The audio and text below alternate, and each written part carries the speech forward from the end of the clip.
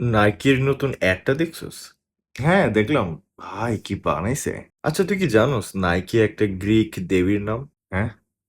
না তো? গ্রিক পুরাণে নাইকি ছিল বিজয়ের দেবী। সে সাধারণত যুদ্ধ, প্রতিযোগিতা বা খেলাধুলায় জয় লাভের প্রতীক হিসেবে পরিচিত। একসময় দেবতাদের রাজা জিউস এবং টাইটানদের মধ্যে ভয়ঙ্কর যুদ্ধ শুরু হয়। এই যুদ্ধ বহু বছর ধরে চলছিল।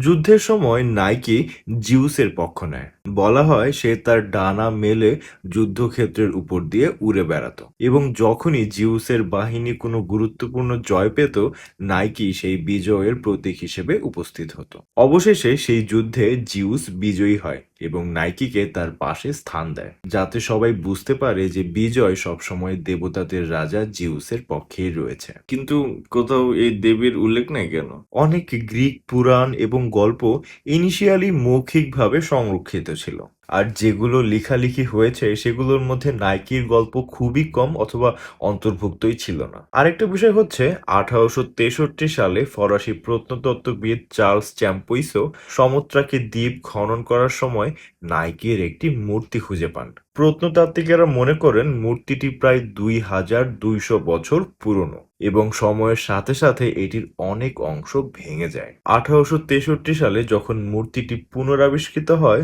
তখন এর মাথা এবং দুই হাতই অনুপস্থিত ছিল।